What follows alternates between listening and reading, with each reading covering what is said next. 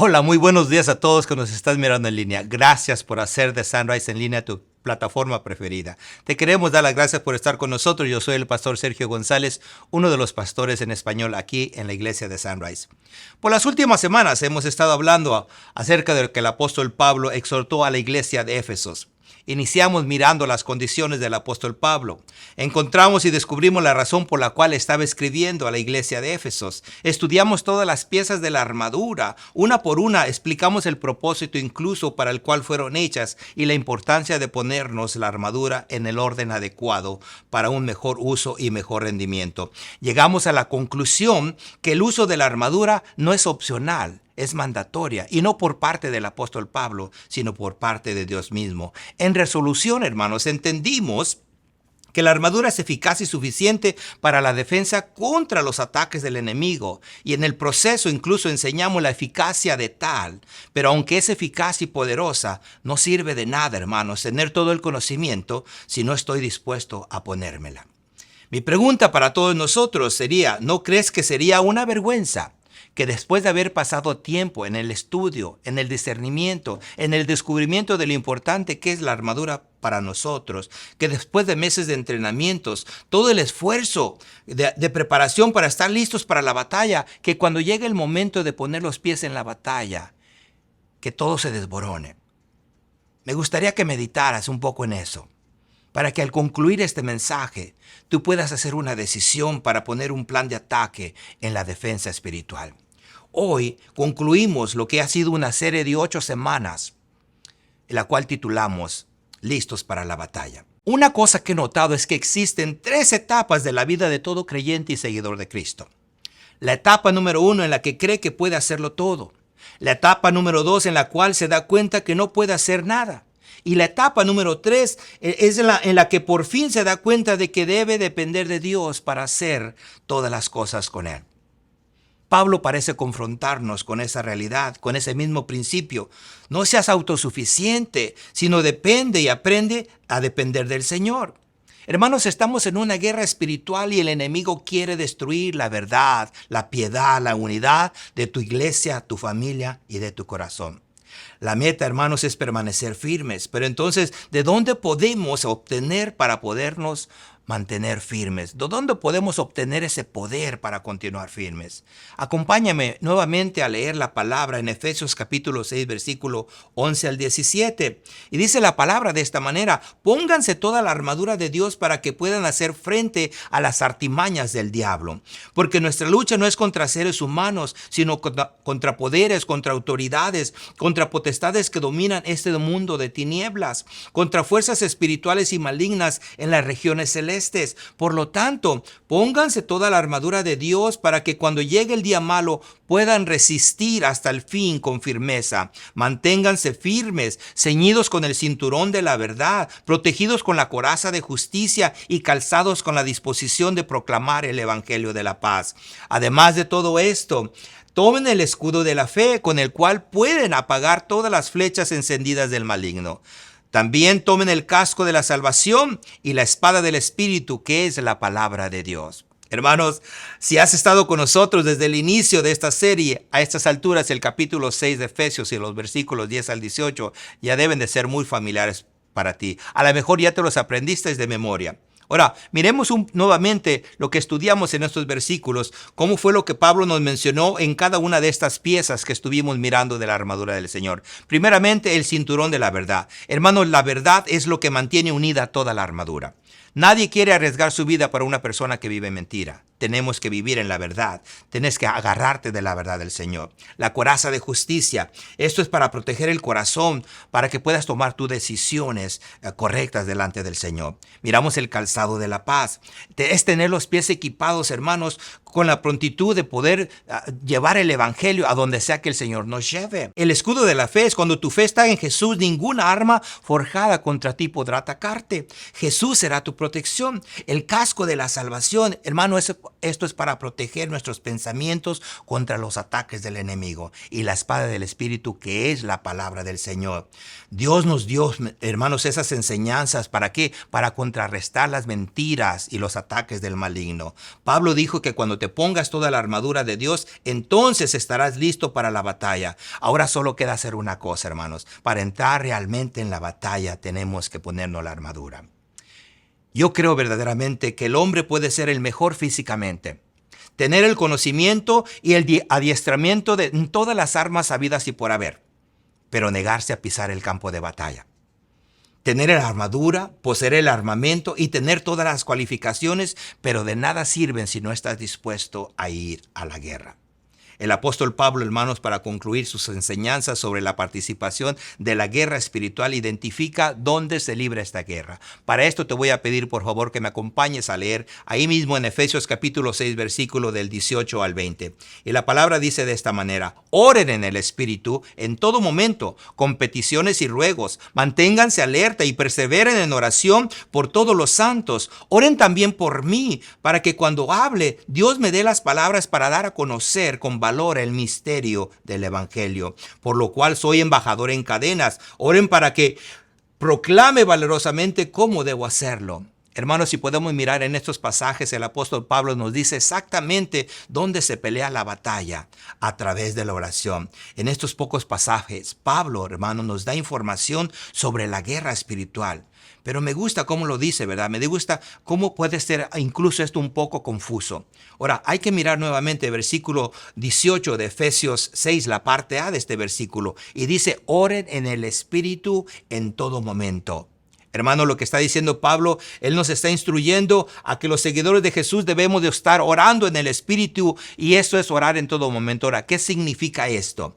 A veces es fácil entender algo cuando miramos lo contrario. ¿Qué es lo contrario de orar en el Espíritu? Eso es orar en la carne. La carne, hermanos, es el término en las Escrituras para describir nuestra naturaleza pecaminosa. La carne es nuestro instinto egocéntrico. La carne son nuestros antojos pecaminosos. La carne es nuestra confianza en la capacidad humana. Orar en la carne es orar en tu propia fuerza y en tu propio interés. ¿Para qué? ¿De qué te sirve todo eso? ¿De qué te va a servir todo eso en el campo de batalla? De nada te servirá. Ahora, esto nos lleva al primer punto: ¿cómo pelear las batallas espirituales? Número 1, hermano, ora con la energía espiritual. El apóstol Pablo comienza con toda la instrucción y la enseñanza sobre la guerra espiritual con estas palabras. Miremos el versículo 10 de Efesios 6 y nos dice de esta manera: por último, fortalézcanse con el gran poder del Señor. Hermanos, el objetivo de esta serie es no solo que estemos nosotros expuestos a ser mejor, a hacerlo mejor o hacerlo mejor, o hacer todo lo que esté de nuestro alcance para mejorarnos. No, hermanos, la esperanza es que dejemos de intentar pelear con las batallas con nuestras propias fuerzas para que podamos confiar en la fuerza de Dios. Es ponerse esa fuerza en nuestra disposición a través del Espíritu Santo. Es un poco complejo para algunos hermanos entender esto, pero Dios es en 3 personas actuando en un solo Dios. O sea, Dios Padre, Dios Hijo y Dios Espíritu. Los 3 en uno, pero con diferentes funciones, en otras palabras. Déjame darte un ejemplo. Por ejemplo, el Padre envió a su Hijo, como lo miramos en Juan 3:16, porque de tal manera amó Dios al mundo que dio a su Hijo unigénito. El Hijo llevando el plan de Dios en efecto. Él vino a cumplir el plan de Dios. Jesús es el que vino a morir por nuestros pecados. Y al morir Él tuvo acceso al Padre. Y al llegar al Padre, el Padre nos envía al Espíritu Santo, que es el que viene a nosotros. El Espíritu es el que hace nosotros, el que nos fortalece. ¿Para qué? Para ayudarnos a vencer el pecado y a crecer en vuestra fe y amar como Jesús nos amó. Otro ejemplo, hermanos, de cómo es Dios, el trino Dios, es a través de la oración. Dios el Padre está sentado en el trono de la gracia. Jesucristo es el que vino a morir por nuestros pecados y ahora está sentado a la diestra de Dios Padre. O sea, Él fue el que abrió el camino para que tengamos comunicación con Dios. El que pone su fe en Jesucristo ahora tiene acceso a través de Jesús por medio de Él al trono de la gracia. El Espíritu Santo es el que Dios envió para que nos consuele. El Espíritu está en nosotros haciendo esa función. ¿Para qué? Para fortalecernos, para alentarnos, para guiarnos. El Espíritu, en otras palabras, es nuestro guardaespaldas en las buenas, en las malas y en toda ocasión. Así que orar en el Espíritu, hermanos, significa que no solo estás ofreciendo oraciones. Lo que estás haciendo, estás cooperando con el Espíritu que Dios ha puesto en vosotros. ¿Para qué? Para que nos guíe, para que nos fortalezca, para que sea mi fuerza, para que interceda, para que recibamos de Dios todo lo que quiere para nuestras vidas. Ahora, miremos esto, hermanos. A veces ya conocemos la respuesta de nuestras peticiones. Déjame darte un ejemplo. Por ejemplo, alguien se acerca a mí y me dice, pastor, le quiero pedir que me ayude a orar para que yo pase mi examen el día de mañana. Mi pregunta sería obvia, ¿ok? ¿Estudiaste para pasar este examen? Y la respuesta a veces suele ser, bueno, no, por eso es que necesito que me ayude a orar. Yo creo que tú conoces la respuesta. Yo creo que tú sabes cómo estaría llorando, porque mi oración sería de esta manera. Te ayudaré a orar para que pases el resto del día estudiando, para que estés preparado para mañana, el día del examen. ¿Sí? ¿Me entiendes? Esto es precisamente lo que el Espíritu de Dios hace con nosotros. Él nos da la energía para orar y nos da la energía para entender cuál es la responsabilidad personal de nosotros. Orar en el Espíritu con frecuencia dará como resultado que Dios revele algo en nuestros corazones que requiera nuestra atención. Así que tal vez necesitamos cambiar nuestra manera de orar. No pidamos a Dios que desaparezca el conflicto. Pidamos ser guiados por el Espíritu para buscar solución para ese conflicto. Hermanos, el Espíritu debería ser la guía para saber pedir correctamente. Muchas de nuestras oraciones son de esta manera. Le decimos, Dios, por favor, dame dinero para pagar la renta de este mes. Si oráramos en el Espíritu, la oración debería de ser de esta manera. Dios, ayúdame a controlar mis finanzas para poder manejar mejor los recursos que tú me das. En lugar de orar, Dios, dame a alguien con el cual pueda casarme y ser feliz. Si nos dejamos guiar por el Espíritu, la oración nuestra debería de ser así. Señor, envíame a la persona con la cual yo pueda compartir mi felicidad. Este es el ejemplo de orar en el Espíritu. O sea, es confiar en la fortaleza del Espíritu Santo para que nos ayude a orar por lo que es mejor, para que Dios nos guíe en cómo y es lo que necesitamos para recibir en nuestras vidas. Otro ejemplo de orar con la energía espiritual es cuando nos encontramos en situaciones fuera de nuestro control. Es tanto el dolor que podemos encontrar en las fuerzas y las palabras correctas para orar. Escúchame, acompáñame a mirar esta parte de la Escritura. Romanos 8:26 dice de esta manera: Asimismo, en nuestra debilidad, el Espíritu acude a ayudarnos. No sabemos qué pedir, pero el Espíritu mismo intercede por nosotros con gemidos que no puede expresarse con palabras. Esto es increíble, hermanos. Si ponemos atención verdaderamente, lo que Pablo está afirmando es que cuando estés en tu fin, cuando no puedas seguir adelante, cuando ni siquiera sabes por qué orar, el Espíritu Santo intercede y escudriña tu corazón para que ores al Padre, para que recibas lo que necesites. Y si pones atención, nos dice que el lenguaje del Padre, del Hijo y del Espíritu no son palabras entendibles. Él dice que Él va con gemidos a decirle al Padre nuestras necesidades. Entonces, la pregunta que muchas personas nos hacen es esta: si el Espíritu ora y sabe mis necesidades, ¿para qué desperdiciar tiempo en oración? Bueno, la realidad, hermanos, es que no podemos eliminar el trabajo del Espíritu. Jesús mismo le dijo a sus discípulos en Juan 14:26, mas el Consolador, el Espíritu Santo, el cual el Padre enviará en mi nombre, Él os enseñará todas estas cosas y os hará recordar lo que os he dicho. Hermanos, su función es consolar, enseñar y recordar. No podemos eliminar, no podemos extinguir o hacer desaparecer al Espíritu Santo. Recuerda que Dios nunca te va a abandonar. Ese es el trabajo del Espíritu. Él es estar con nosotros en todo el tiempo. Él no nos va a abandonar. Primera Tesalonicenses 5, versículo 16 al 19, dice la palabra: estén siempre alegres, oren sin cesar, den gracias a Dios en toda situación, porque esta es la voluntad para que ustedes en Cristo Jesús no apaguen al Espíritu. La palabra apagar significa extinguir, como lo que hacemos en la casa con la fogata cuando queremos terminar con ella. Aventamos agua, la agua cae, las chispas salen y el humo sale. Y eso es precisamente lo que a veces pasa. Estamos nosotros apagando al Espíritu. Pablo dice que es posible que todos los seguidores de Jesús estamos haciendo precisamente eso. En vez de echarle leña al fuego del Espíritu, estamos aventando baldes de aguas frías para apagar el fuego. No dejemos que el fuego se apague, hermanos. Mantengámoslos vivos. Por eso Pablo dijo en Efesios 6:18, la parte B, con peticiones y ruego. Hermanos, en cada ocasión, en todo momento, en cada problema, en todo tipo de oración, nosotros debemos de estar haciendo súplica, pidiendo estas cosas a Dios. Ahora, yo quiero que entiendas, hermano, cuando tienes una vida en oración activa, no estás apagando el Espíritu, sino lo estás manteniendo la llama viva. A su vez, el Espíritu te ayudará a ser como Jesús, a tener paz en tu alma, a hacer una diferencia en este mundo, a vivir con propósito. Aquí es donde se pelea la batalla, aquí es donde se gana la guerra espiritual, hermanos. El enemigo quiere apagarte, el enemigo quiere vencerte. Él te hará que verdaderamente empieces tú a desistir de Dios. ¿Para qué? Para debilitarte, para que seas una presa más fácil de vencer.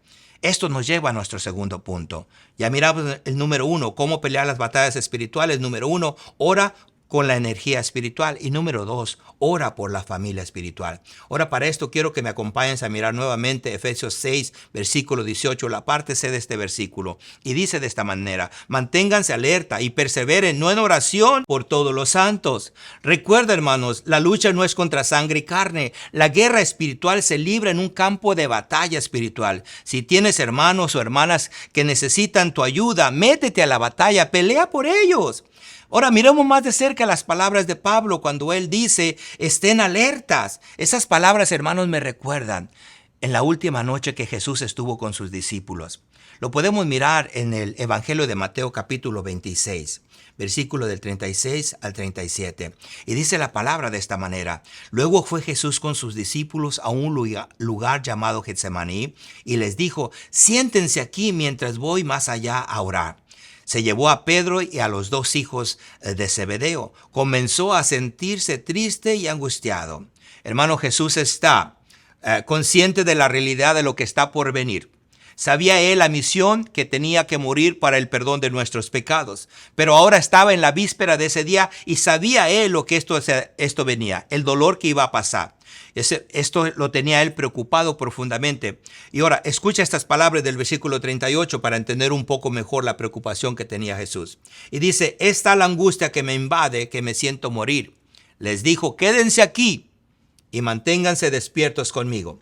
Así que Jesús estaba ahí. Había 3 de sus discípulos.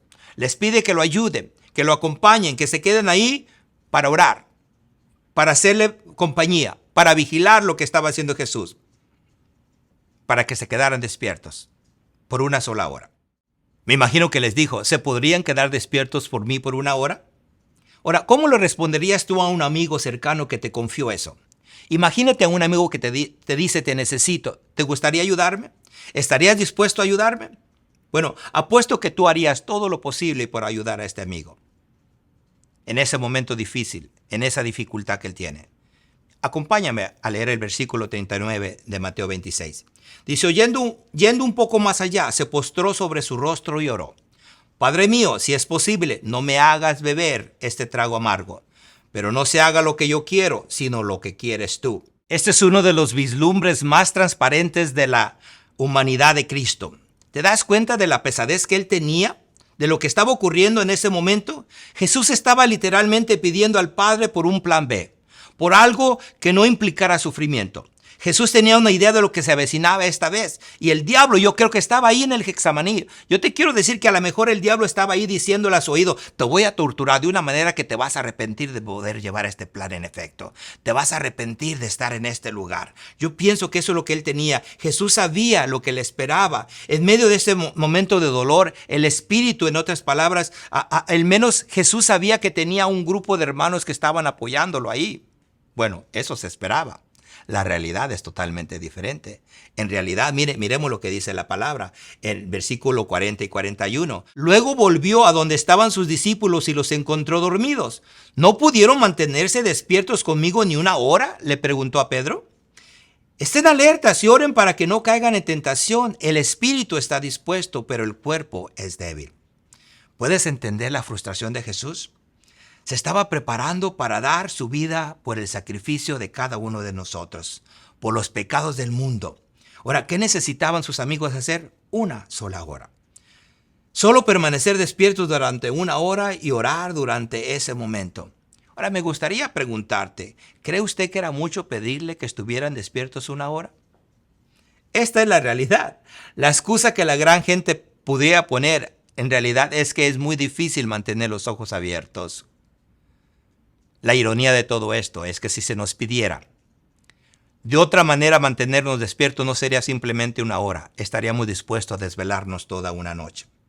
Ahora, ¿qué tipos de amigos son esos que usted tiene necesidad, la más grande de su vida, y que va y les comparte y les dice la necesidad que usted tiene y les pide que lo apoyen, que estén con usted en un momento, por una hora, buscando la voluntad del Señor, que te apoyen, pero que no lo hagan? Bueno, esto es precisamente lo que Jesús enfrentó cuando Él les pidió que lo hicieran, pero que no pudieron velar con Él. No pudieron mantenerse despiertos. No pudieron estar alertas para cuidar de Jesús. Lamentablemente se volvieron a dormir. Una vez que los encontró, por segunda vez los encontró nuevamente dormidos. Efesios 6:18, la parte final del versículo, dice: manténganse alerta y perseveren en oración por todos los santos. Pablo dijo, hermanos, que estemos atentos a cómo podemos orar incluso por la familia celestial, por la familia espiritual, que están en el campo de batalla, nos necesitan también ellos. Lo que Pablo está diciendo, hermanos, es que estemos atentos a las necesidades de nuestra familia espiritual. Están en el campo de batalla, te necesitamos pelear por ellos. Ahora, ¿qué otra cosa puedes hacer? ¿Estás tú orando por las familias, por los miembros de tu familia? ¿Estás orando tú? ¿Estás siendo egocéntrico? ¿Estás poniendo las necesidades de otro? ¿Qué hay de tus hermanos en la fe? ¿Oras por los miembros de tu familia? ¿Oras para que sean salvos? ¿Oras para que tu cónyuge cambie? ¿Oras para que tus hijos vengan a los pies de Cristo? ¿Estás orando por tus vecinos? ¿Estás orando por tus amigos? Hermanos, para muchos el hábito de la oración en realidad es solo por la noche y no por la razón correcta.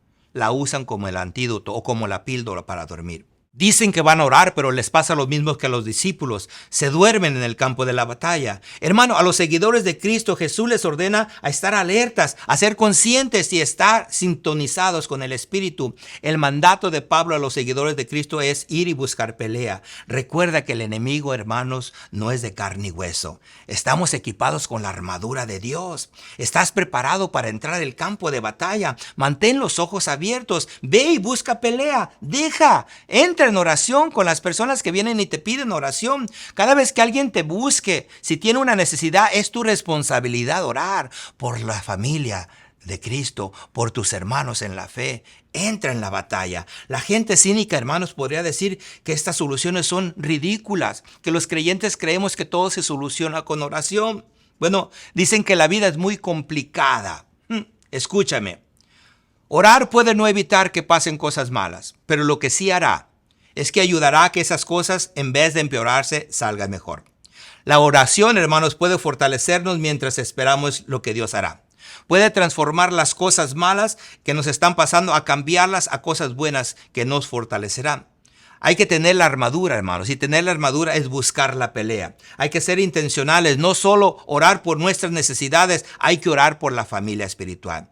Después de que Pablo animó a mantenerse alerta y perseverar en la oración, miremos lo que le dijo a continuación en el libro de Efesios capítulo 6, versículos 19 y 20. Y dice de esta manera: oren también por mí, que cuando hable, Dios me dé las palabras para dar a conocer con valor el misterio del evangelio, por el cual soy embajador en cadenas. Oren para que proclame valerosamente como debo hacerlo. Ahora, esto nos lleva a nuestro tercer punto. Ya miramos el número 1, orar por la energía espiritual. El número 2, ore por la familia espiritual. Y el número 3, hermanos, hay que orar para mantener la valentía espiritual.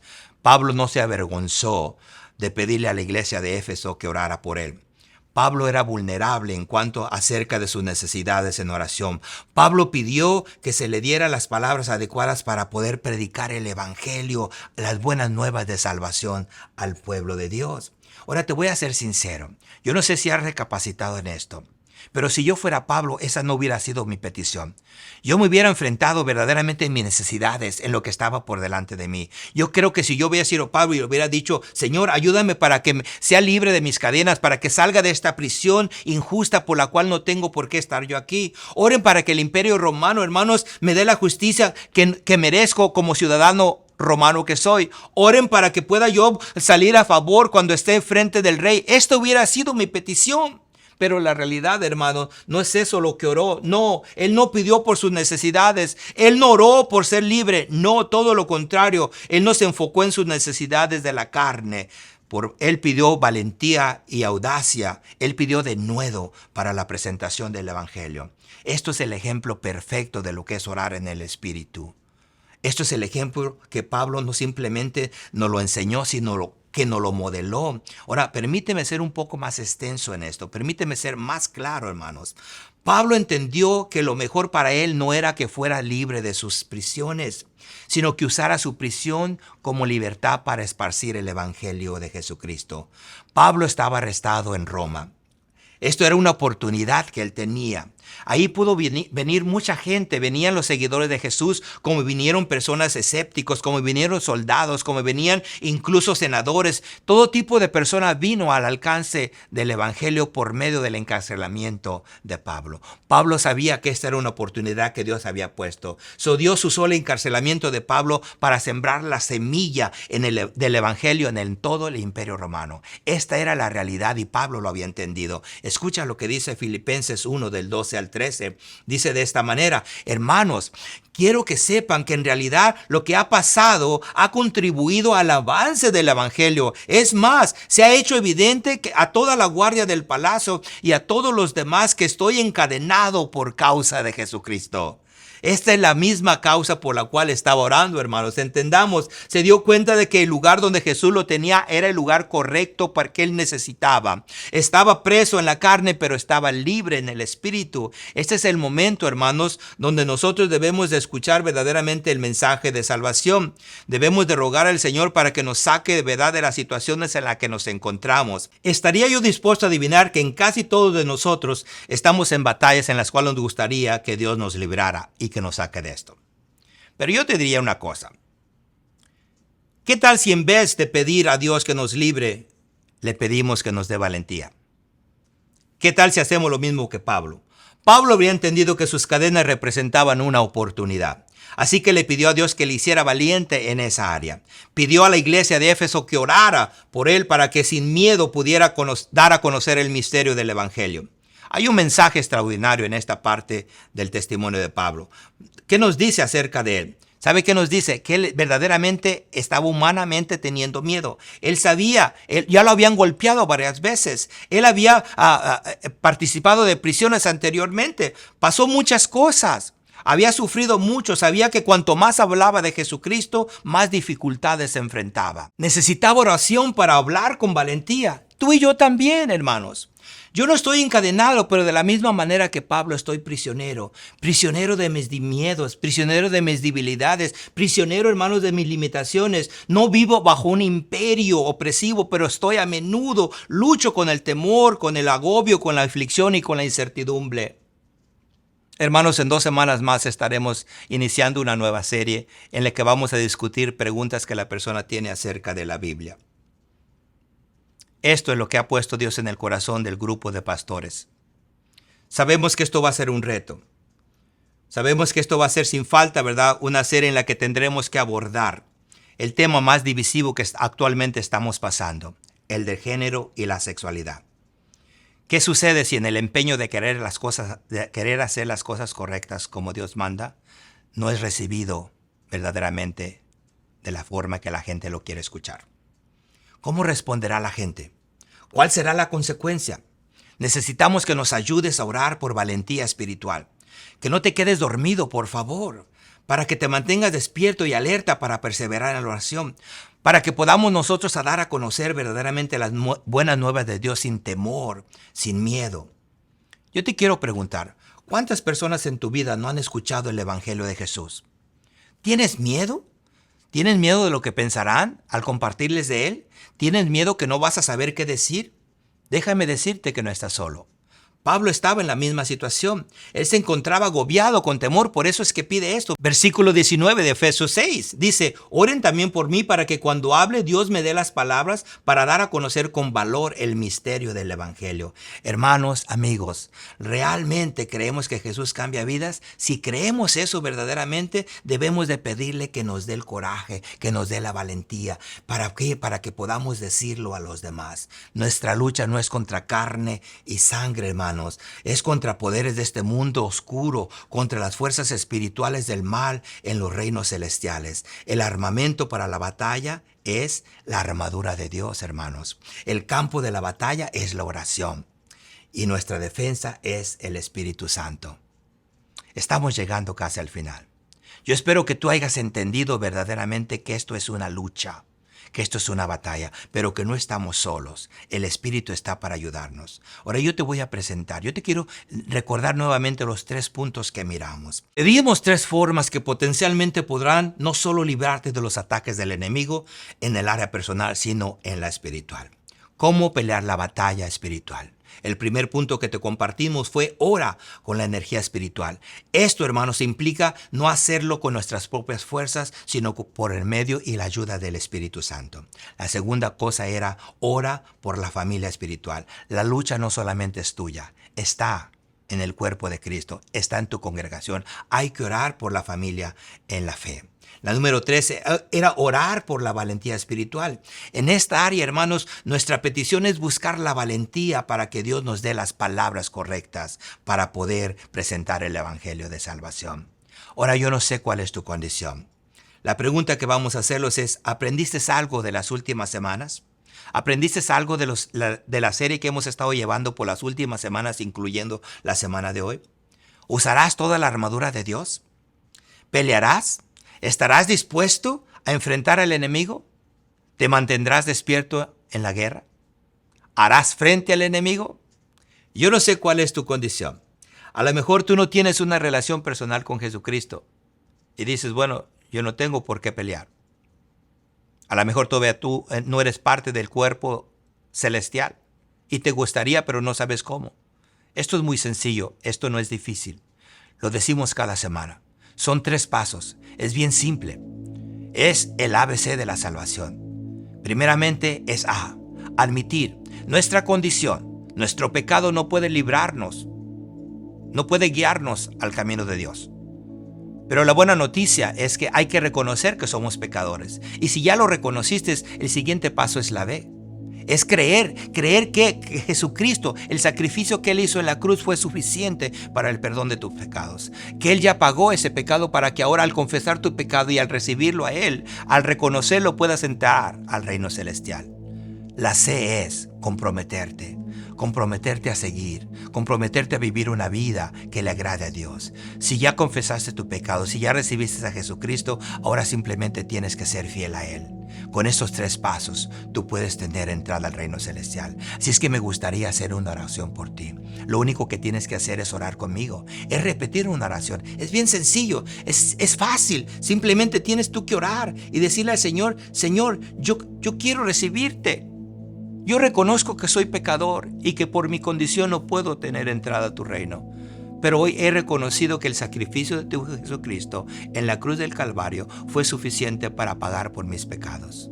¿Me acompañas? Me gustaría que me acompañaras a orar. Inclina tu rostro, cierra tus ojos y dile, Señor Jesús, en este día yo he reconocido mi condición pecadora. Yo reconozco que por mi actitud y mi naturaleza de pecado no puedo entrar al reino tuyo.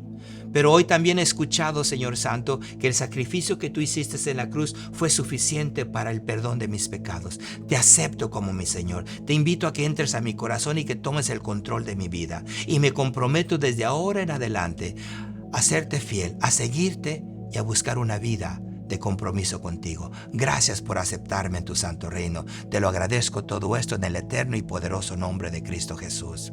Yo te quiero felicitar si tú hiciste esta oración. Si le dijiste así a Jesús, te queremos dar las gracias. Y me gustaría que nos enviaras un mensaje de texto con la palabra pasos al número 909-281-7797. Esto permitirá que uno de nuestros anfitriones se conecte contigo y te indique cuál es el paso. A lo mejor orar por ti, para que sigas en tu caminar con Cristo. Y si te gustaría conocer más de nuestra iglesia, te invitamos por favor a que visites nuestra página de internet a sunrisechurch.org. Entra, por favor, descubre cuántas oportunidades tenemos para tu crecimiento. Nos gustaría que pudieras entrar a esta página y descubras que hay muchas áreas en las cuales tú puedes beneficiarte. Hay grupos de hogar los cuales te pediríamos que escogieras uno de ellos para que puedas crecer y conocer a una comunidad que está ansiosa de poder compartir las bendiciones que recibimos aquí en Sunrise. Si estuviste con nosotros en esta mañana, te queremos agradecer. Te quiero dar las gracias verdaderamente en esta mañana por estar con nosotros. Hemos concluido nuestra serie de 8 semanas listos para la batalla. Espero que tú puedas también enfrentar las batallas en tu vida, que compartas el amor y la gracia del Señor en tu comunidad, en tu trabajo y en tu iglesia. Gracias por estar con nosotros en esta mañana. Hasta pronto. Nos miramos después.